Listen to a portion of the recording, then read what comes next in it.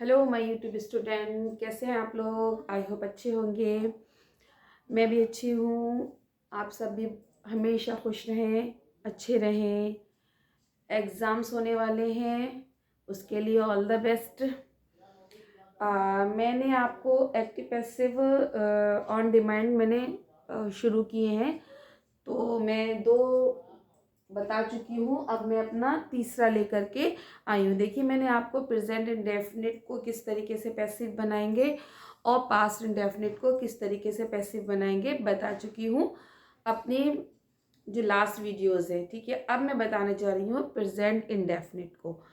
इन सारी चीज़ों को मैं अलग अलग सिर्फ इसलिए भी बता रही हूँ जिससे कि आप कंफ्यूज ना हो और हर चीज़ को अलग अलग सीख लेंगे तो आपके लिए थोड़ा सा इजी हो जाएगा। ठीक है, तो चलते हैं हम अपनी विदाउट वेस्टिंग ऑफ टाइम आज के टॉपिक पर। आज का हमारा टॉपिक है एक्टिव पैसिव, जिसमें मैं क्या बता रही हूँ, फ्यूचर इंडेफिनिट बता रही हूँ। ठीक है, तो as usual first of all हमें क्या देखना है, let's see the rules of present indefinite. हमें सबसे पहले प्रेजेंट इंडेफिनिट के रूल्स देखने हैं। ठीक है, जो हमारा रिवाइज भी हो जाएगा। तो फ्यूचर इंडेफिनिट का रूल्स जो अफर्मेटिव में होता है वो क्या होता है, सब्जेक्ट आता है, फिर विल और शैल आता है, उसके बाद वर्ब की फर्स्ट फॉर्म आती है और उसके बाद हमारा ऑब्जेक्ट आ जाता है। ठीक है, और जो हमारा ये निगेटिव में होता है तो विल नॉट शैल नॉट आ जाता है। और अगर ये हमारा इंट्रो में होता है तो WH के बाद विल शैल, उसके बाद वर्ब की फर्स्ट फॉर्म। और अगर प्रश्न सूचक शब्द जो क्वेश्चन होता है वो हमारे स्टार्टिंग में होता है तो विल शैल हम स्टार्टिंग में ले लेते हैं। ये हमारा फ्यूचर इंडेफिनिट का रूल है। इस तरीके से हम फ्यूचर इंडेफिनिट को ट्रांसलेट इन इंग्लिश करते हैं। ठीक है, if you want to know more about present indefinite tense तो प्लीज़ आप जाइए और टेंस वाला जो मेरा पोर्शन है, जो वीडियोज़ हैं, आप उनको देख लीजिएगा। आपको सारी चीज़ें और अच्छे से क्लियर हो जाएंगी, क्योंकि मैं इसमें आपको वो पूरा नहीं बता सकती क्योंकि वीडियो बहुत ज़्यादा लॉन्ग हो जाती है। ठीक है, ये तो हमने सीखा आपको फ्यूचर इंडेफिनिट का रूल। ठीक है, उसके बाद हम सीखते हैं जो हमारा फ्यूचर एक्टिव से जो हम पैसिव बनाते हैं उसको हम किस रूल से बनाते हैं। तो देखिए, इसमें पहले हम सब्जेक्ट, फिर विल शैल, उसके बाद बी, वर्ब की थर्ड फॉर्म, बाई और ऑब्जेक्ट। देखिए यहाँ पर जो है हमारे जो पिछले 2 जो हमारे टेंस थे वहां पर जो हमारा पैसिव का रूल था, यहाँ पर हेल्पिंग वर्ब था।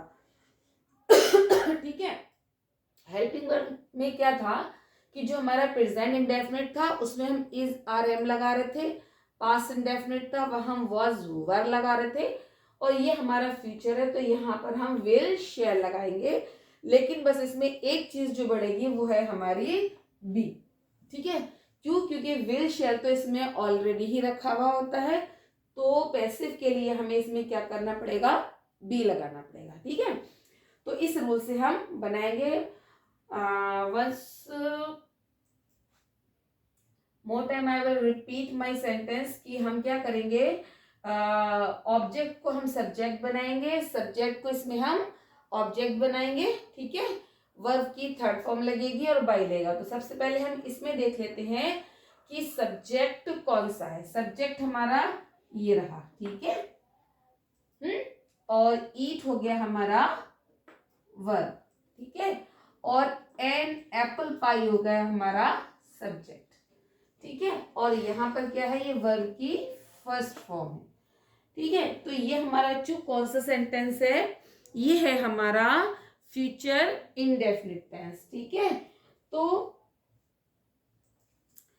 इसको अब हम क्या करना है, पैसिव में चेंज करना है। तो वही करेंगे, पहले सब्जेक्ट को, सॉरी यहाँ पर ऑब्जेक्ट होना है, ऑब्जेक्ट को हम क्या बनाएंगे, पहले सब्जेक्ट बना लेंगे। तो जो एन एप्पल है तो इसे हम स्टार्टिंग में लिख करके इसको सब्जेक्ट बना लेंगे, एन एप्पल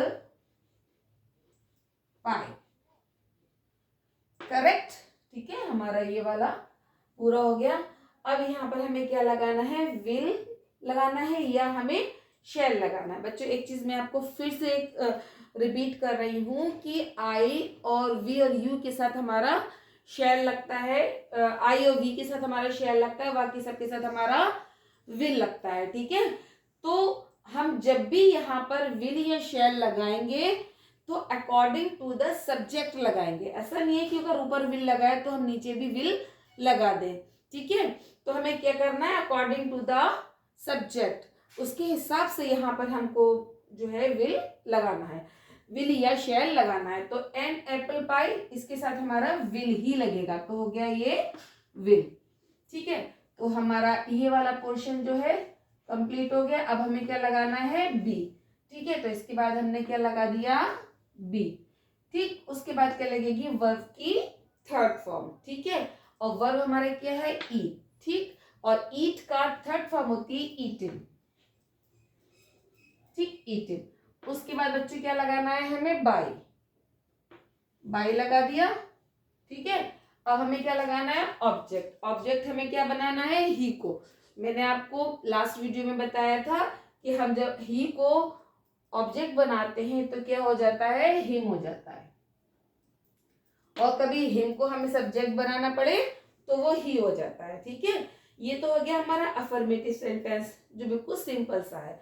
ठीक है, अब आते हैं हम अपने नेगेटिव वाले पर। ठीक है, इसमें देखिए नेक्स्ट सेंटेंस देखिए, he will not ill treat me. ठीक है, तो ये कौन सा है, नॉट वाला है। ठीक है, अब यहाँ पर हमारा क्या है, मी। मी को हमें क्या बनाना है, सब्जेक्ट। जब मी को हम उठा करके इधर सब्जेक्ट बनाएंगे तो मी हो जाएगा हमारा आई।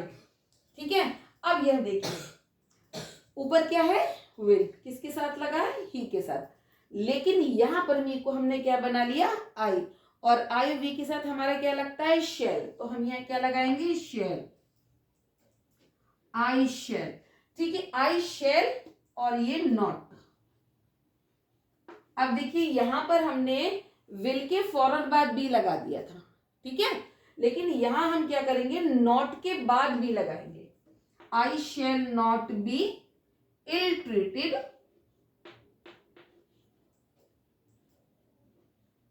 इल ट्रीटेड। ठीक है, अभी को हम फिर वहां लिखेंगे बाय लगा करके, बाय हिम। ठीक है, इसके बाद देखिए एक सेंटेंस है हमारा, एवरीबडी विल थैंक्स अस। ठीक है, तो अब हमारा क्या है, यहाँ पर अस है, अस को हम इधर उठाएंगे तो क्या हो जाएगा, वी। और जब वी को हम उधर लेकर जाते हैं, मतलब जब वी अगर हमारा सब्जेक्ट में है उसे ऑब्जेक्ट बनाएंगे तो हम बाई के बाद अस करके लगाएंगे। ठीक है, तो ये हो गया हमारा वी। ठीक है, अब क्या लगाएंगे, वी के साथ क्या लगेगा, shall. we shall be thanked, third form लगा देंगे, by। अब यहां पर देखो मैंने ये इसीलिए सेंटेंस को आपके इसमें डाला है कि जो एवरीबडी है तो एवरीबडी का एवरीबडी ही रह जाएगा।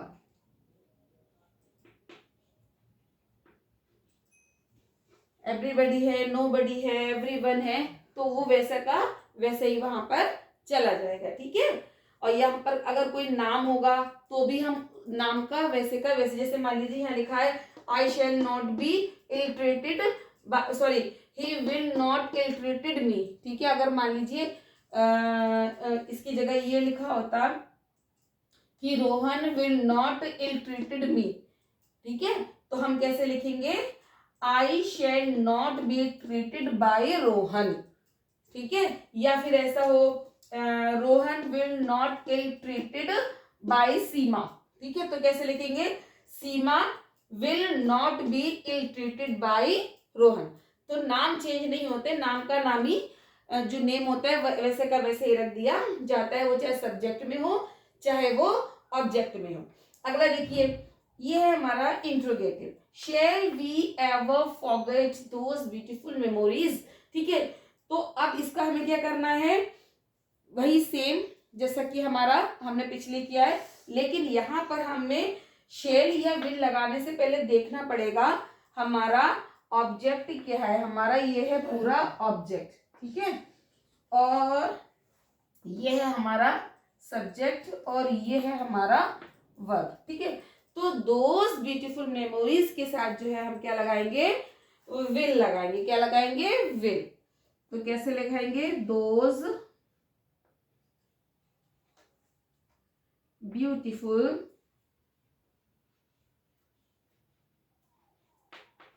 Memories will. ठीक है,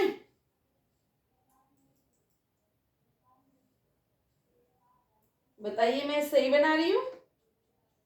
नो, ये विल जो है हमारा कहाँ लगेगा, बिल्कुल स्टार्टिंग में लगेगा। सॉरी फॉर देट, विल का दोस्त के साथ हम जो है, दोस्त ब्यूटीफुल के साथ हमारा विल आ जाएगा, विल दोज ब्यूटीफुल मेमोरीज। अब इसके बाद हम लगाएंगे बी। ठीक है, यहाँ शेल था, वी के हिसाब से यहाँ पर शेल लगा हुआ था। अब जब हमने दोज ब्यूटीफुल मेमोरीज लिखा तो यहाँ पर क्या आ जाएगा, will those beautiful memories be. ठीक है, अब फॉरगेट की जो है हमें क्या लगानी होगी, सेकंड थर्ड फॉर्म लगानी पड़ेगी। ठीक है, फॉरगेट की जो होती है थर्ड फॉर्म, फर्स्ट होती है फॉरगेट, फिर फॉरगॉट और उसके बाद होती है फॉरगेटिंग। ठीक है, तो बी के बाद सबसे पहले तो हमारा एक चीज और रह गई, वो है हमारा एवर। तो आएगा will those beautiful memories ever. अब आ जाएगा हमारा फॉरगॉटन, फॉरगॉटन। ठीक है, उसके बाद क्या आएगा, बाई, और उसके बाद आ जाएगा वी को हम क्या लिख देंगे, अस लिख देंगे। सेंटेंस को आप देख लीजिए एक बार फिर से। ठीक है, बहुत ध्यान से देखिए कि जो हमने शेल है, शेल को हमने काय में बदल दिया, विल में बदल दिया। ठीक है, will those beautiful memories be ever forgotten by us. ठीक है, अब नेक्स्ट भी जो है वो भी हमारा क्या है, क्वेश्चन का है। ठीक है, अगला भी हमारा जो है इंट्रोगेटिव है। ठीक है, तो इंट्रोगेटिव में भी हमें क्या करना है, वेयर का वेयर ही लिख देंगे।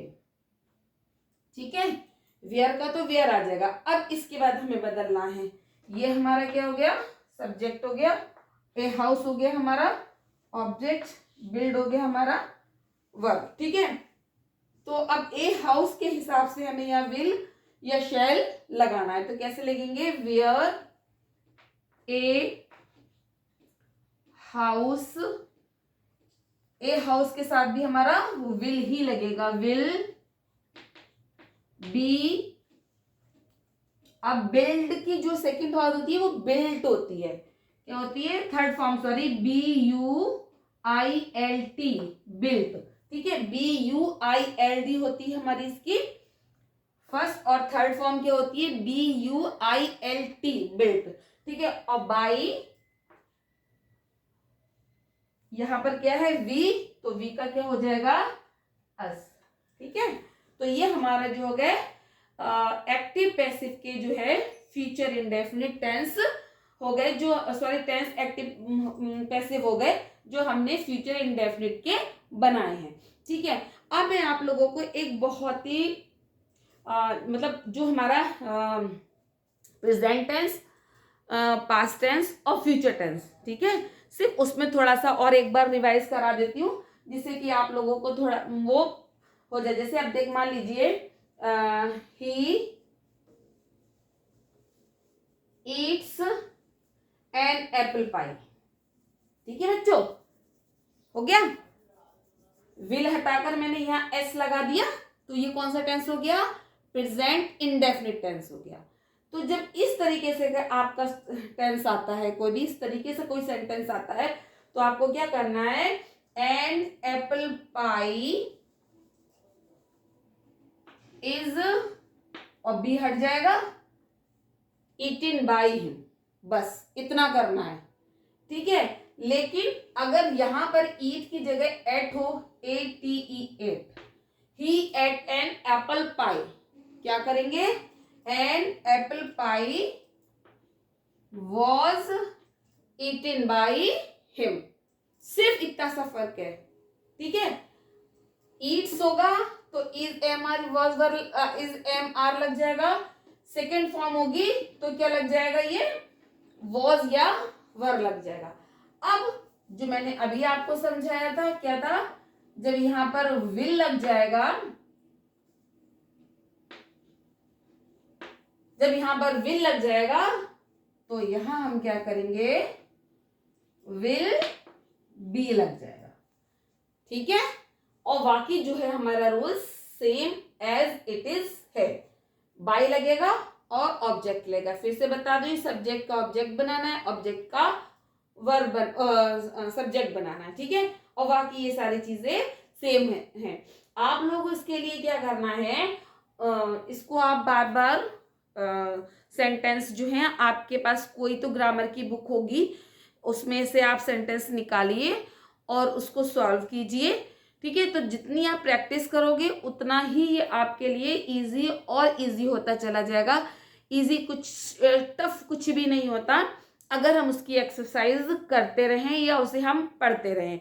ठीक है, अगर आपको ये समझ आया है, फायदा पहुंचा है या कुछ भी सीखा है, तो प्लीज आप मुझे कमेंट कीजिए, लाइक कीजिए, शेयर कीजिए, आपका दिल करे तो सब्सक्राइब कीजिए, और जिनके काम की ये वीडियो है उन तक इसको शेयर कीजिए। ठीक है, अगली वीडियो में मैं जो हूँ आपको कॉन्टिन्यूअस के सिखाऊंगी कि कॉन्टिन्यूअस टेंस जो होते हैं उनका हम पैसिव वॉइस कैसे बनाते हैं। यकीन कीजिए वो भी बहुत इजी है, बस आप मेरे साथ बने रहिए और जो भी वीडियो हो आप उसको पूरा देखिए, फास्ट फॉरवर्ड ना करिएगा जिससे कि आपका कोई पॉइंट निकल ना जाए।